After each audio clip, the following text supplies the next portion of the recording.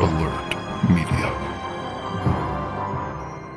Welcome back to the Dread Alert podcast. I'm Vince, and today we're joined by Ania Ahlborn. We are thrilled to have Ania on the show. Ania Ahlborn is the best-selling author of the horror works Brother, The Devil Crept In, Within These Walls, The Bird Eater, The Shuddering, The Neighbors, Seed, If You See Her, Good and Joyful Things, the novella collection Apart in the Dark, the thriller Dark Across the Bay, and the novellas The Pretty Ones, I Call Upon Thee, and Palmetto. Ania, thank you for joining me today. Let's jump in with some questions. It looks like this novel is an interconnected piece of fiction with multiple narrators switching multiple points of view very efficiently, almost picking up where the last one left off. Was your writing process a little bit different with this? What was your writing process like to achieve it? Actually, my writing process was not that different. Multiple point of views, it's kind of like my comfort zone. Hmm. So I love writing this way because I'm obsessed with kind of the idea of a single story sort of refracted through different lenses of, the different characters in the book. The Unseen has sort of this like sprawling cast, right? It's got a grieving mother and it's got a father who is kind of desperately trying to keep it all together while it falls apart around him. And we've got a couple of brooding teenagers. We've even got like a 5-year-old girl who's watching everything unfold with this sort of eerie, sugar sweet sort of innocence. So the characters are all very, very different. Their points of view are very different because they're in such different places in their lives. And just, jumping between their perspectives isn't just fun, but I think it keeps the story really fresh. It keeps the pacing kind of tight. And honestly, for me, it's a built-in escape hatch as a writer. Just because if I hit something while I'm writing where I'm like, I just do not know where to go with this, I can switch to a different scene or a different character and kind of work around it that way. But no, I mean, this is really kind of the way that I tell the majority of my stories is all very multiple point of view based. Yeah, and maybe it was the cast itself and the variance in the age ranges that really stuck out to me with that. But I thought it filled in a lot of gaps with things that other characters may not have seen. It was really efficiently done. I really enjoyed it. I've read a number of your other novels, Within These Walls and Seed and I Call Upon Thee and of course Brother. I find your prose to be both compelling and efficient, specifically the physical sequences, and I'm thinking of that end scene in Brother. Do you have a specific approach to writing action-based sequences or physical sequences that maybe you want to share with our writer listeners? I've actually had writer friends who mention you as an inspiration for their action thriller novels and how you handle physicality. Wow, well, thank you. That's really a huge compliment. That makes me feel very cool. So honestly, just secrets out. I'm a kid of the 80s.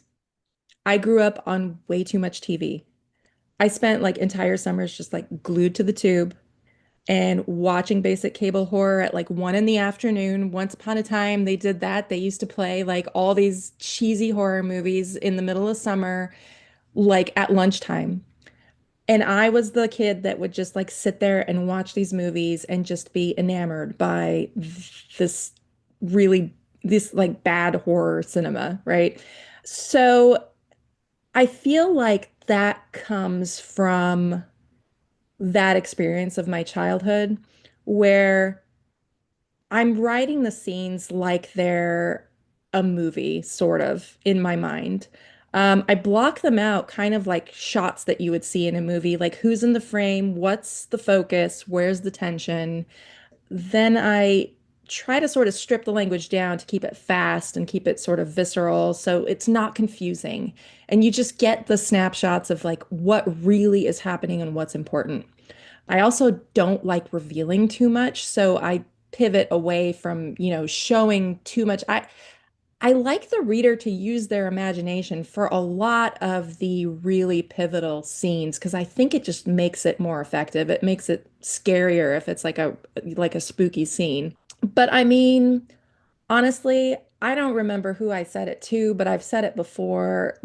Probably one of the reasons that I became a writer is because filmmaking requires like a whole crew of people. And I am absolutely not a team player. I don't have time for that stuff. Like I I would want to be like the actor, the director, the producer, everything. I would be doing it all myself.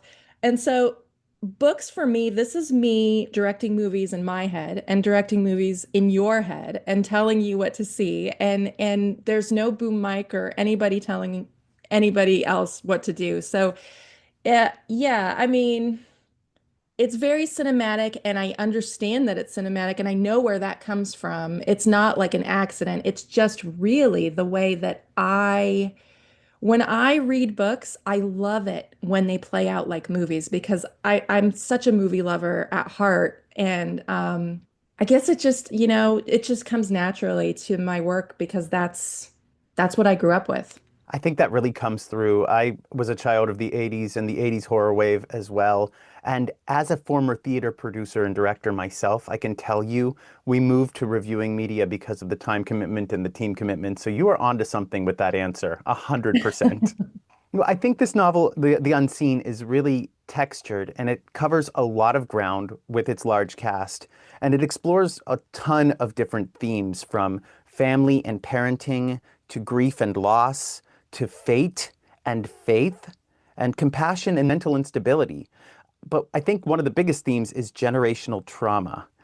Is there something you'd like the readers to take away from this book? And I know that's a really difficult question sometimes, but is there something you would hope they would feel or think or do with this book after they've completed it? Well, I don't write with any moral in mind. I think that doing that is sort of dooming yourself to fail or Hmm. kind of to be preachy.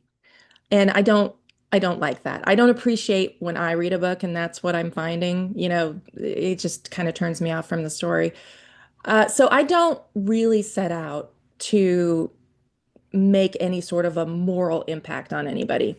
Um, my main concern is that the story lingers with the reader, that it gets under their skin. However, you bring up generational trauma, and I am a huge advocate of like, especially as a parent.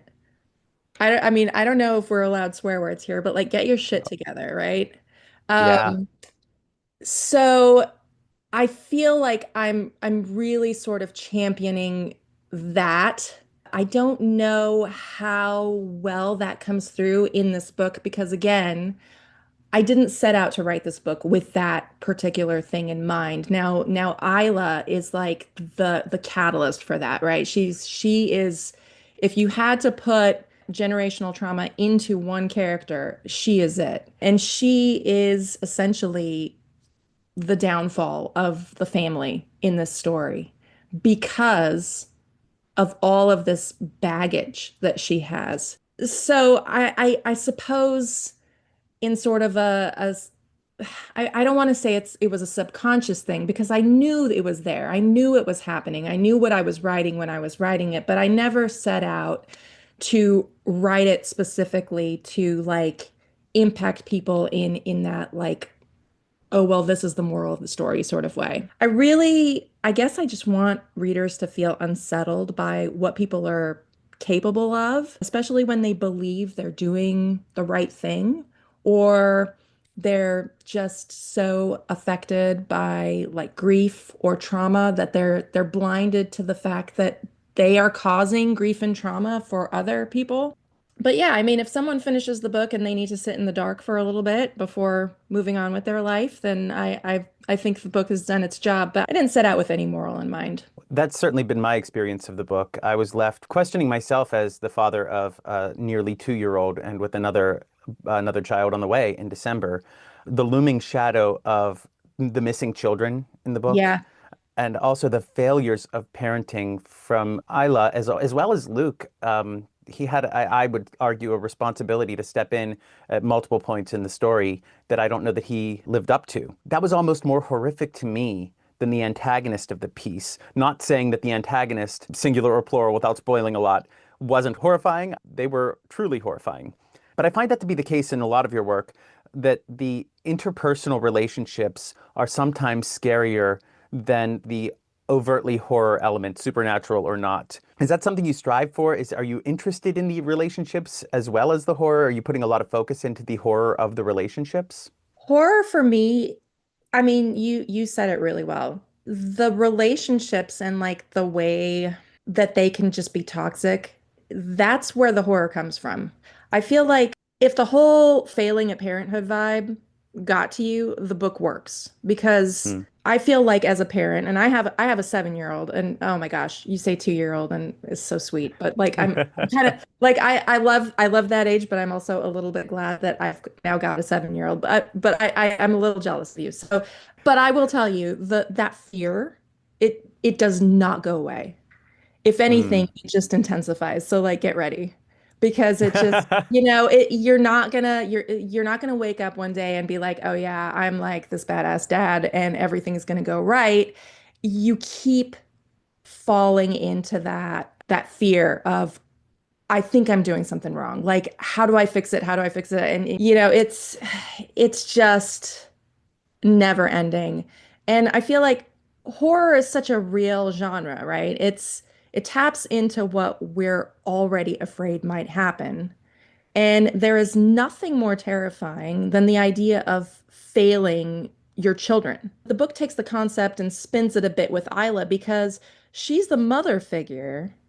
So she should really be concerned about, doing that. But she's the one who's inviting in all this instability, and her grief is so blinding that she can't see how she is tearing down everything good in her life by trying to claw back something that she's lost. So the horror in my books, they're usually just a metaphor. And the supernatural is almost always a reflection of like the trauma or the grief or the interpersonal sort of wreckage. So when I write something overtly horrific, I'm rooting it in something painfully human, like failure or fear, or like, unresolved trauma or that sort of thing. Things that we try to pretend don't exist. Because that's the kind of horror that really gets to me. So that's the kind of horror that I like to write. Yeah, there is a constant vigilance as a parent and a constant vigilance in your own interpersonal relationships that you don't become the trigger of the horror for sure. Right. Um, and I love that you say it's a metaphor reflecting back because when I think back on a lot of your work, I can absolutely see how one reinforces the other. Without giving too much away about the antagonist of this book, aside from saying that it is an intruder in the family in the guise of a child, was there any inspiration you had when you were creating Rowan? So Rowan just kind of came from an image that I couldn't shake. In my head, I saw this child standing at the edge of the woods, like completely still. Mm. He's not supposed to be there. But he's not lost and he's not scared. He's just like off. He's just wrong. He's standing there. He's staring. I am pretty obsessed with the uncanny valley. And Yeah. just like that almost human wrongness that makes your skin just crawl, but like you don't know what it is. And I think that's like such a fun place to play in. So I love writing children whose innocence doesn't feel right. Like it feels like it's maybe fake or just off or so. And kids aren't supposed to be that way. Like they're supposed to be little angels, right? And so like when it's just off kilter a little bit, it's super creepy. So it's like this deeply unsettling thing about a child who should be harmless but isn't.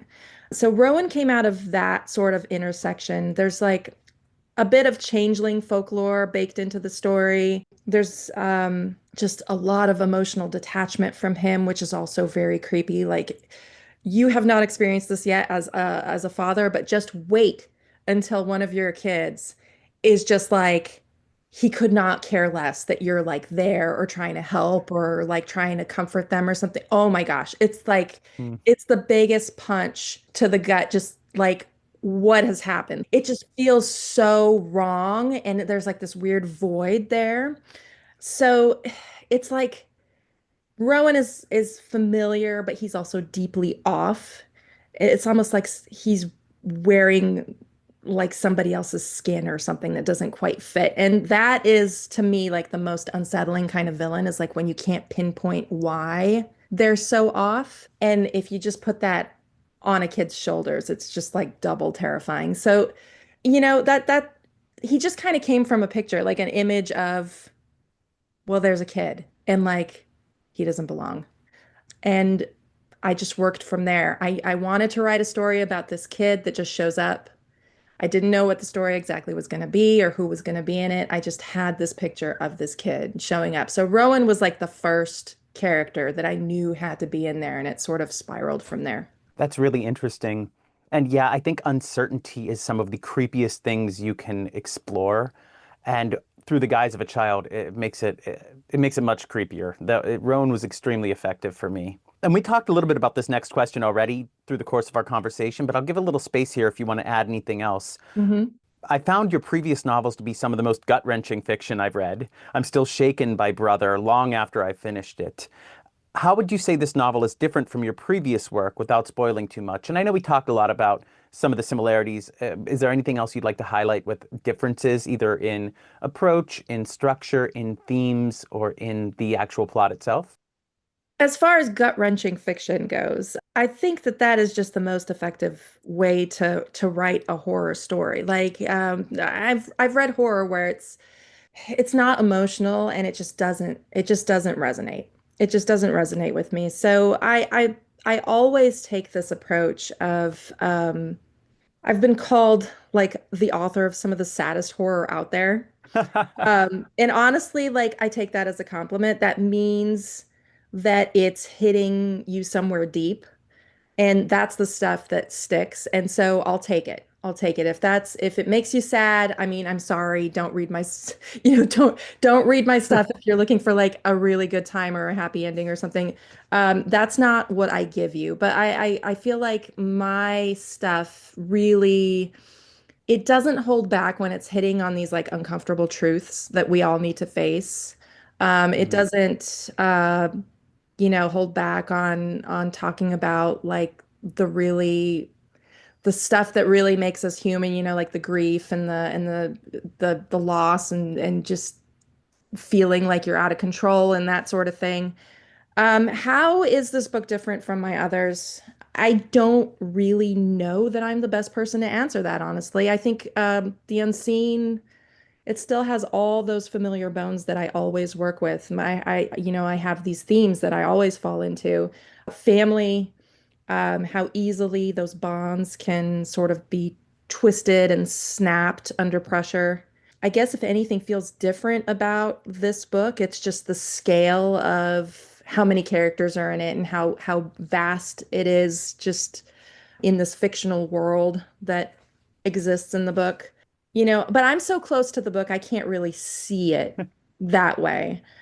So that's really how it's different or how it's similar is really the best people to ask that are the readers. The readers will decide what makes it different or make what makes it similar. Well, I think our listeners now have a mission to dive in and compare and contrast. But I think you're probably onto something with the scale of the book being a little bit different. Some of your other work that I've read feels a little bit more intimate and not in a good or bad way. I really enjoyed The Unseen, and I think it's interesting to see you flex your muscles with a larger cast of characters. I found the family's viewpoints to be vastly different from one another in certain instances. And it was a really refreshing change of pace and really, like you mentioned before, kept the book moving very quickly. Thanks. You have an excellent ability to get me to root for people who, on paper, if you listed out their attributes, I wouldn't be rooting for. And I think that's what makes some of your endings so gut-wrenching. And another thing I absolutely love about your fiction is your ability to bottle up a location and serve it to us in narrative format. I think of Appalachia and Brother specifically, having family from that region. It was so accurate. And even Colorado in The Unseen, I haven't been to Colorado, but I feel like I've been there after reading the book. Do you have a specific way of researching setting that allows you to make it come to life so well on the page? So I grew up in the Southwest United States. I grew up in New Mexico. I did not grow up in Colorado, but Colorado was a neighbor. Hmm. So I'm really familiar with Colorado and the prairies and the kinds of forests that they have out there. I knew from the start that I wanted the unseen to take place in that specific region of the United States, and in that kind of a setting. So I needed something to be beautiful but isolating. And like the Hanson's farmhouse, it sits on a big plot of like wide open space, but it's flanked by like these thick forests. And that it's, I really love that kind of spatial tension. Like you feel safe in one direction, but not so safe in the other, even though it's technically like the same space. So I was sort of playing with that a little bit here. For other books, I've done lots and lots of setting research, just because I'm not from that region or I want to get it right. I don't want to mess it up. I mean, I've gone so far as to like look up what types of trees grow in forests and specific mountain ranges and things like that, just to like make sure that I'm not saying like pine tree and there's like literally zero pine trees and like, wherever. Because yeah. But for this one, I just kind of knew what was out there. I didn't have to really look anything up because I kind of have that space, from spending so much time there. It's just, it's just so familiar to me.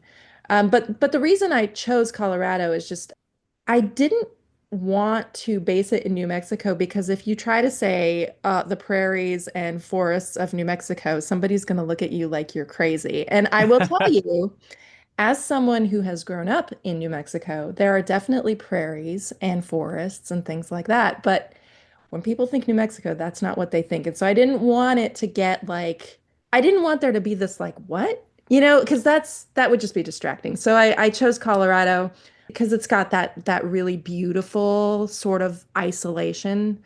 It feels safe, but it also feels still very frontier-like. And if your car breaks down in the middle of, in the middle of nowhere, Colorado, it's like a long walk to anywhere. So I really wanted to sort of capture that sort of isolated feeling.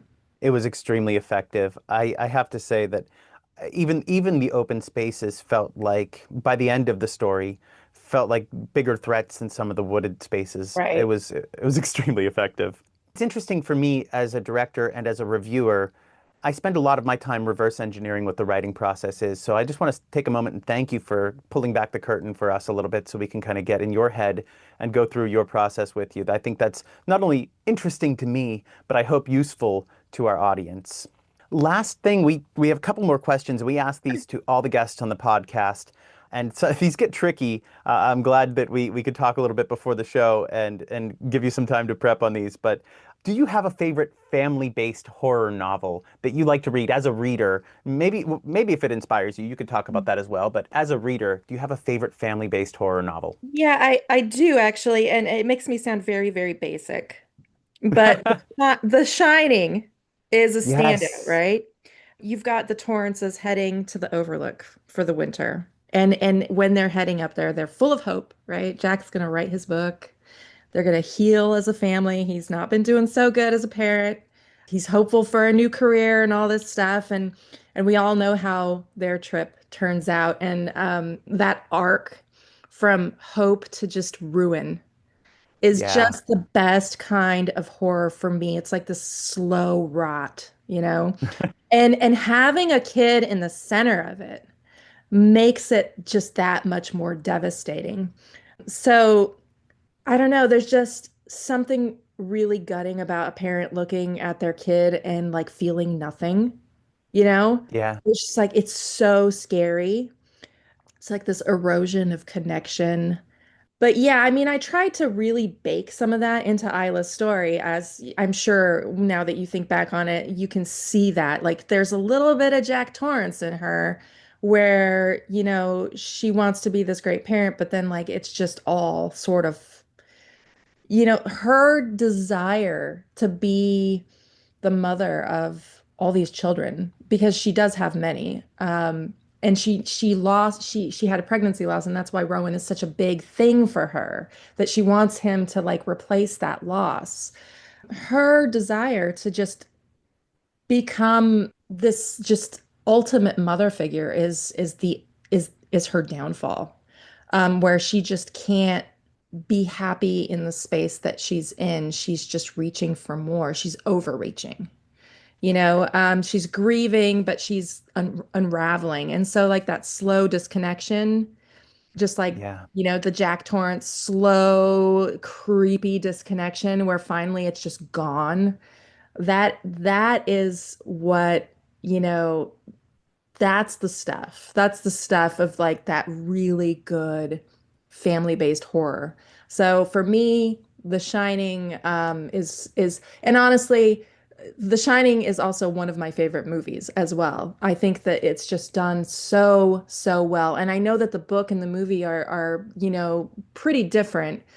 That's why Mhm. Stephen King doesn't like it, but like, sorry, I thought it was really good. So No arguments out of me. I just bought an Overlook Hotel shirt, so I'm a fan. And I think that what makes Isla such a compelling character is the vacillation between her desire to be that good mother and the complete abdication of her duties to a portion of her family. That's really, the vacillation there is really compelling writing and what kept me turning pages, especially in the Isla chapters. You mentioned a lot of horror movies in this book, and I know we talked about your 80s horror street cred, which hmm I love. I noticed The Omen and Child's Play, Halloween, The Blair Witch Project, and those are the ones I wrote down. There's more in there. Oh Do you yeah. have a do you have a favorite horror movie? And you can give multiple movies. I am not opposed to a list here. Yeah, I mean, we were just talking about The Shining, so least favorite adaptation of Stephen King's, but my favorite based on his work. So there's that. There's The Witch, which Mm, absolutely just gets under my skin every time I watch it. Hereditary, yeah, devastating. The Conjuring series, but specifically the first one, but the Conjuring series, I love all of those as one of the newer series out yeah, there. I think that one's just so well done. And again, like, are you seeing the theme? Like, it's all family stuff, yeah. right? For me, that's like really where it's at. If a movie can make you question the people you love most, or like yourself as a parent, like that's my buy-in right there is like this is gonna be good just because it's like so rooted in what can really happen if you're not paying close enough attention, right? Absolutely. We talk a lot on the channel about horror as projection of our deepest fears and horror as catharsis, just editorializing on why horror is beneficial and builds a strong community. And I think that you hit the nail on the head with that constant vigilance and the need for insight as a parent.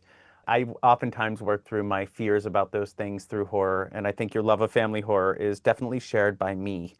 So, where can people find out more about your work? Do you want to share a website and maybe some social media accounts if you have them? We're happy to put those in the description of this podcast so people can follow up with you. Yeah, I mean, I'm a super boring social media and website person. Everything is under my name, Ania Ahlborn. So if you go on Facebook or Instagram, just put in Ania Ahlborn and you'll find me. My website is just aniaahlborn.com. I don't have X or whatever the heck that is anymore. Like I had to piece out of that. So yeah, the PR team right now is really trying to get me to post more, and I'm supposed to be getting better at it. So I mean, I don't really post a whole lot of stuff. I try to be pretty relevant and not overwhelm people with like a bunch of, garbage that they are not interested in. But I don't know. I'm not a very good social media person, but I do have some plans. I have a plan that involves like a skeleton that I have right now in my attic and an unboxing video. So like they told me you should make an unboxing video, and I said, oh my gosh, I'm really not like a camera person. So, but I do have a skeleton that might do it for me. So we'll see. So if you go on my socials and you find the skeleton, that's great. And if he's not there, then something has seriously gone sideways. And the PR team is probably really unhappy with me. That sounds like a reason to subscribe, the Right, anticipation of the right. Look for the unboxing. skeleton. Look for the skeleton. If he's there, great. If he's not, forgive me. I'm sorry. I just be assured I tried. I'm going to be a biased interviewer here and hype up your website. Your writing is so prolific. I actually have to like cross-reference your website to make sure I don't own your book. that I'm thinking about purchasing or the audiobook that I'm thinking about purchasing, I have to go and look at the titles to make sure I cross-reference with my library to see where the gaps are. So your website is extremely helpful when reviewing all of the stuff you've written because I'm slowly making my way through your back catalog. Thank you. Lastly, what are you working on next? If you can share, if you want to give us any hints, feel free to tell us what you're up to next. Well, you will be shocked to know that I'm working on another horror novel, right? What? What? What? That's so weird. So this one is definitely more intimate. It's not as vast and sprawling. It's less expansive than the unseen. I can give you some hints, but I am a little superstitious about talking too much about stuff that isn't finished yet. Whatever you're But comfortable with. I will say, if you think Stepford, Connecticut, and a demon, then you are close. You're gonna be close. Sign me up.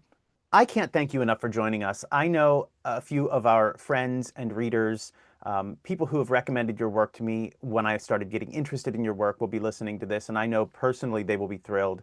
But I know that I'm thrilled. I'm not only, you know, running a media channel here, I'm also a true fan of your work, and I can't thank you enough for spending the time with us. Thank you for having me. Yeah, check out The Unseen. It comes out on August 19th. And until next time, stay spooky, my friends.